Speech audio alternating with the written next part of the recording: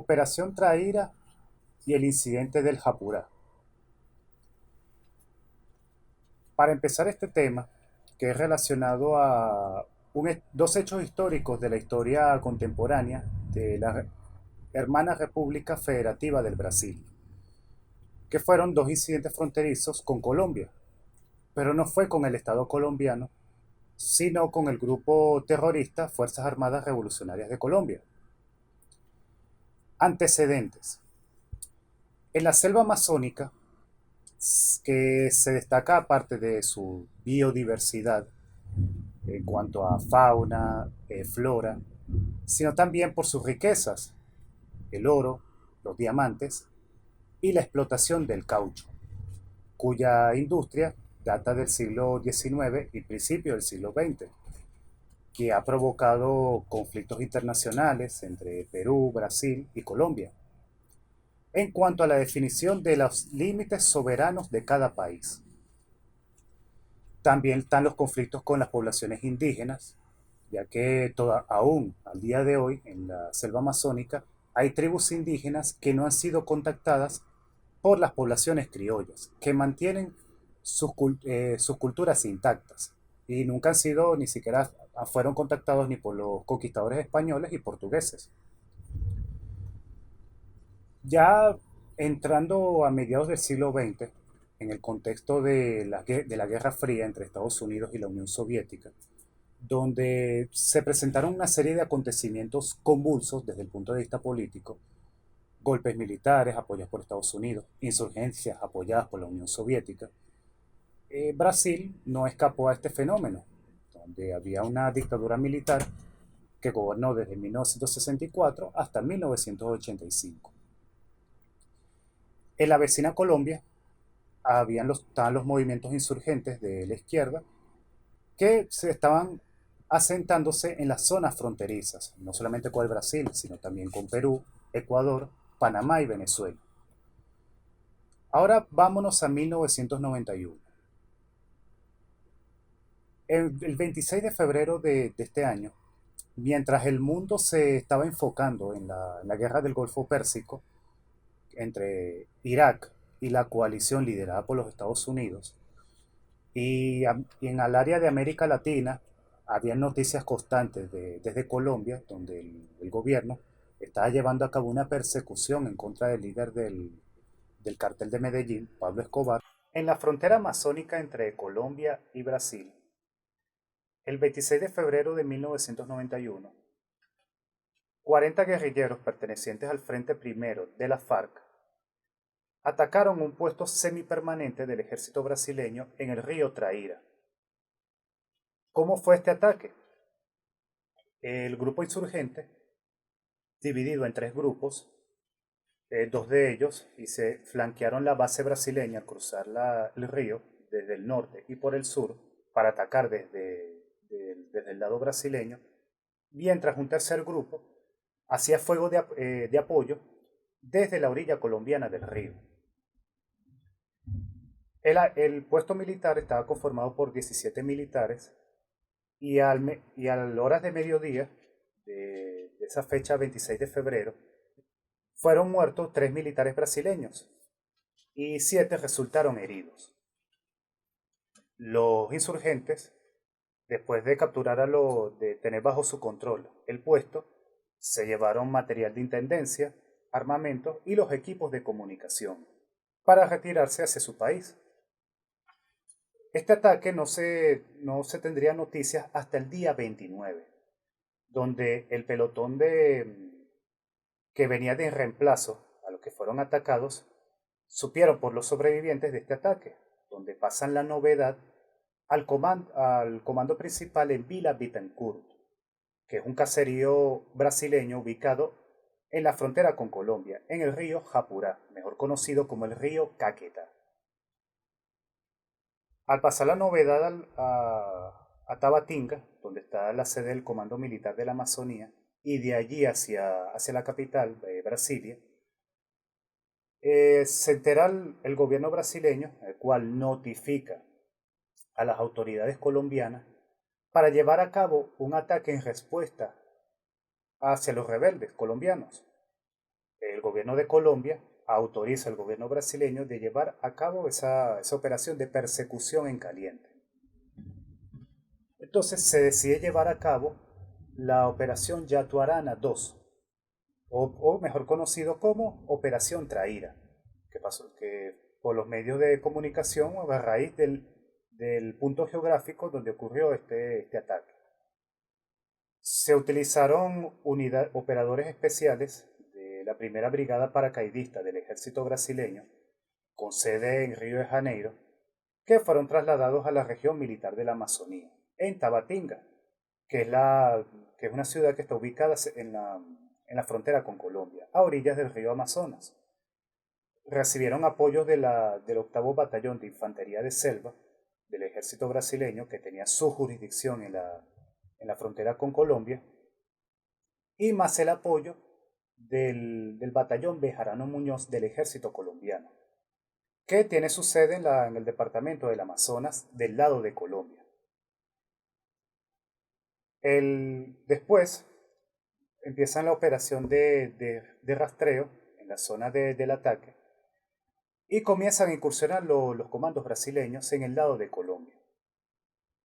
Posteriormente, el día 2 de marzo, detectan a un grupo de guerrilleros que no esperaban la incursión por parte de los brasileños, ya que ellos esperaban era que los iban a atacar los del gobierno de su país. Después de un breve interrogatorio, les dan la localización del campamento madre donde se habían llevado el material que habían robado del puesto de Traíra. Al llegar al sitio, los brasileños atacan un campamento donde habían 50 guerrilleros y dan de baja a 13 insurgentes y el resto es capturado. ¿Qué pasó allí después? Que al recuperar el material bélico que fue incautado al grupo guerrillero, los gobiernos tanto de Colombia como de Brasil deciden continuar con las operaciones a lo largo del mes de marzo hasta abril, para aprovechar de eliminar la presencia de la FARC en la zona fronteriza entre Colombia y Brasil. ¿Y por qué se dio ese ataque? Ese contraataque en la zona de frontera. Vamos a ubicarnos en el contexto a nivel regional. ¿Y por qué Colombia permitió ese ataque? Comparado con otros gobiernos de vecinos a Colombia. Primero, Brasil es un país de importancia geoestratégica, una potencia regional a nivel militar, económico y de un peso político. Entonces los gobiernos de Colombia no podían darse el lujo de ignorar estas situaciones en el país vecino que los pudieran afectar a raíz de su conflicto interno. Por eso ellos permitieron ese operativo en conjunto y, y, por es- y después estaba también el contexto de la guerra contra el cartel de Medellín, donde esta banda delictiva tenía todo el foco de atención. Entonces el gobierno de Colombia no quería más conflictos con los países, con un país vecino, pues. Entonces decidieron, no, vamos a calmar la situación en esta frontera lejana para poder concentrarnos en contra del cartel de Medellín. Por eso fue que ellos permitieron, en pocas palabras. Y fue así que en abril de ese del año 91, los brasileños logran conseguir el campamento principal en el departamento del Amazonas, en Colombia, donde se encontraba operando el primer frente de la FARC. Pero ya los brasileños, al haber conseguido el objetivo de vengar el ataque al puesto del río Traíra, le pasan la información a los colombianos para que lleven el ataque contra un campamento donde habían 150 guerrilleros y un campo de concentración donde habían personas secuestradas. Y ustedes dirán, 1991, porque si uno se pone a investigar la historia del conflicto armado colombiano, los secuestrados, tanto civiles como militares, que uno lo asocia mediados de los 90, principios de la década del 2000. Y no, resulta que ya desde los 80 y principios de los 90, ya los grupos guerrilleros colombianos como la FARC, el ELN, ya llevaban a cabo la práctica del secuestro, no solamente con fines políticos, sino de causar conmoción nacional, para mostrar a fuerza y chantajear a los gobiernos, para que cedan en cuanto a sus peticiones políticas. Y no es solamente en Colombia, en muchos países, en Perú, en Ecuador, en Argentina, en el mismo Brasil, en Uruguay, también en Venezuela, eso es en varias épocas a lo largo del siglo XX han llevado a cabo esta práctica mediante las llamadas cárceles del pueblo. Y no solamente a nivel rural, sino también las guerrillas urbanas. Eso es como un dato adicional allí en cuanto al secuestro de personas. Ese fue el episodio del río Traíra en 1991, donde la guerrilla colombiana no llevó a cabo más ataques contra unidades militares brasileñas. Pero también hubo un acontecimiento exactamente 11 años después, y fue el 26 de febrero del año 2002. En la población de Ville Betancourt, que está ubicado en la orilla del río Japura, por eso el nombre se le llama, tiene ese nombre, que es el incidente del río Japura. Los soldados pertenecientes al octavo Batallón de Infantería de Selva de Brasil, que ya habían participado en el contraataque en el río Traíra 11 años antes, ellos detectan una embarcación proveniente desde Colombia, donde habían 5 personas armadas provenientes de la población colombiana de La Pedrera, que es el pueblo colombiano próximo a la frontera. Los brasileños se percatan de que ya habían cruzado hacia su país y proceden a detenerlos. La embarcación colombiana da la vuelta y se regresan a su país. Los brasileños continúan con la persecución hasta que logran alcanzarlos. Los ocupantes de la nave ya los estaban esperando para dispararles, pero para mala suerte de ellos, sus armas se atascan y aprovechan esa situación los militares brasileños para dispararles, matando a los 5 ocupantes de la nave. No pudieron recuperar los cuerpos de los irregulares y ni del material material bélico que cargaban, porque la nave explotó y se hundió al ser perforado uno de los tanques de combustible que cargaba la nave de origen colombiano. Posteriormente, cuando regresan a su base los brasileños, comienzan a especular de que pudieran ser militares colombianos que pudieron haber entrado a territorio brasileño por error. Pero, por la lógica, comienzan a indagar de que no pudieron ser militares del país vecino, porque primero la actitud, porque se retiraron al momento de entrar al territorio de Brasil y apuntaron con sus armas sin mediar palabras. Además de que en su indumentaria llevaban botas pantaneras en lugar de botas militares, que es de uso reglamentario en cualquier ejército regular. Sus uniformes estaban alterados, no. Y aparte que en el grupo había una mujer, que es normal de que hubieran personal femenino en los grupos irregulares colombianos y no en el ejército regular de Colombia. Y aún así, con esa información, las autoridades militares brasileñas se contactan con sus homólogos de Colombia y confirman que ninguna unidad militar colombiana hizo ningún patrullaje en el área de La Pedrera ni el 26 de febrero ni en los días previos a la fecha del incidente. Y el 29 de febrero, 3 días después, al pasar por la zona de donde hubo el enfrentamiento, un indígena consigue junto a un cadáver que ya estaba en estado de descomposición una mochila camuflada la cual se le entregan al comando militar de Ville Betancourt y revisan dentro del material de esa bolsa donde habían uniformes militares con simbología de la FARC. Entonces, ese fue el incidente del río Japura. Ahora, ¿qué otros acontecimientos ocurrieron en el cual no hubo enfrentamiento directo entre las autoridades brasileñas y los grupos irregulares colombianos, pero sí hubo el involucramiento en cuanto a la cooperación entre los dos estados?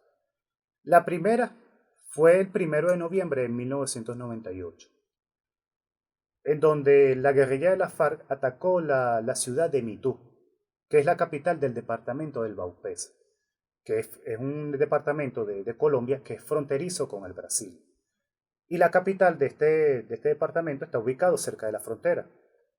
Allí los irregulares atacaron esa población, derrotan a la guarnición de la policía y el gobierno de Colombia, como no tenía en esa época los medios para poder llegar desde sus aeródromos hacia Mitú, tuvieron que pedir ayuda al gobierno brasileño para que les permitan utilizar una pista aérea en la población de Querarí, que es una población brasileña que es la más cercana hacia Mitú.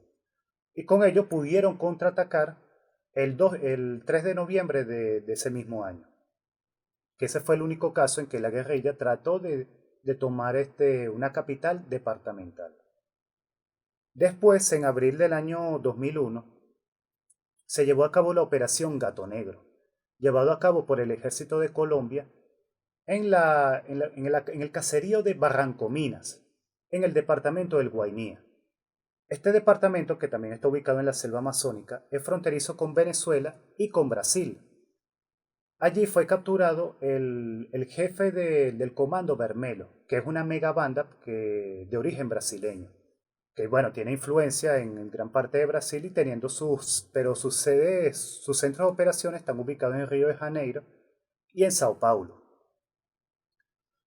Pero es una de las principales megabandas donde también tienen presencia en Manaus y en las zonas fronterizas con Paraguay, Bolivia, Perú, Uruguay y con Colombia.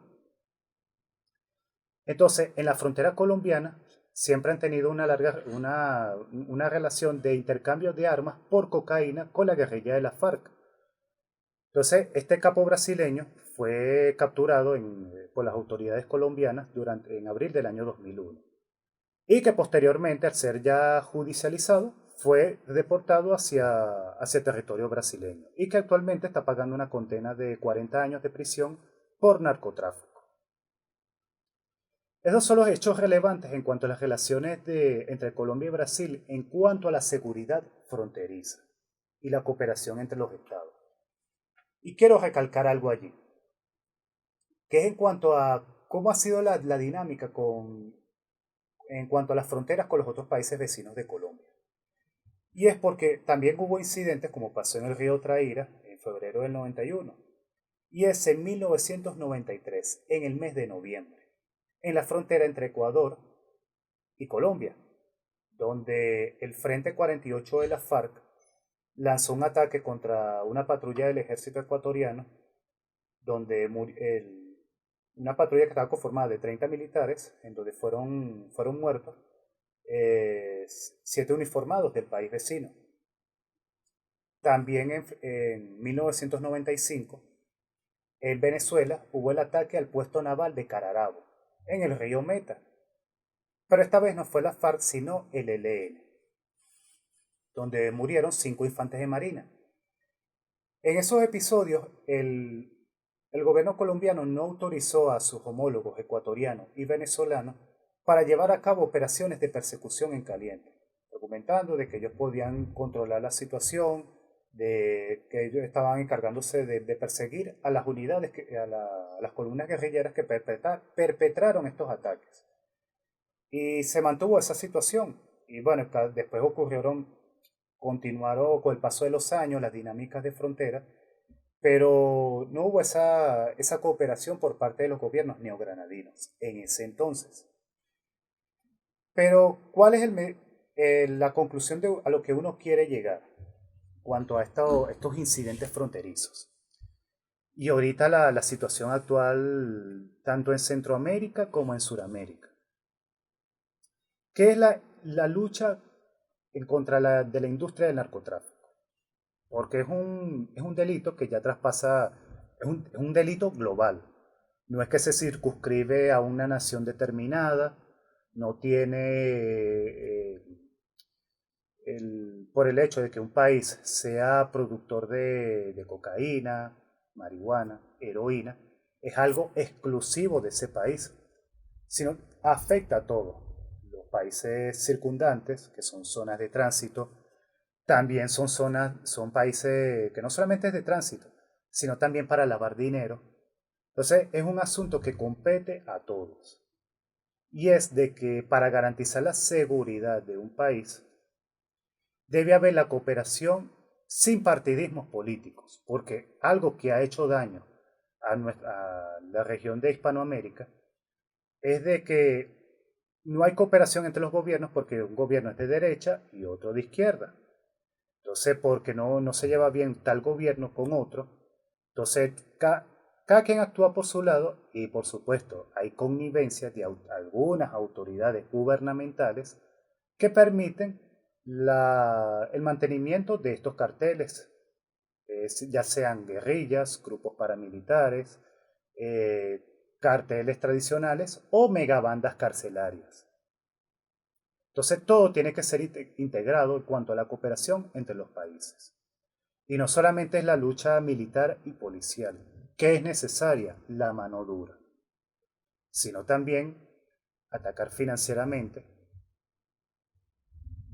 las empresas que lavan dinero y penas ejemplarizantes, desde la cadena perpetua hasta algo que yo soy partidario, la pena capital, porque eso en algo que ha perjudicado a Hispanoamérica es que desde el siglo XIX se abolió la pena capital y eso ha permitido que ya con el paso de las décadas, ya entrando el siglo XX, que mientras más avanzan las sociedades en cuanto a hechos positivos, pues, también las cosas negativas, la degeneración de una sociedad.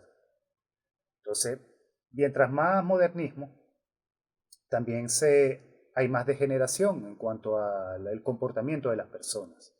Entonces, al no haber algo disuasivo, más aumenta el delito. Por eso es mi posición en cuanto a las penas duras. Por eso este es el tema del incidente del río Traira y del río Japurá, son acontecimientos que no se hablan mucho. Claro, el primer acontecimiento fue hace 30 años y el segundo fue hace 20, y que no se habla, muy poca gente sabe de esto, porque son sucesos ocurridos en fronteras lejanas.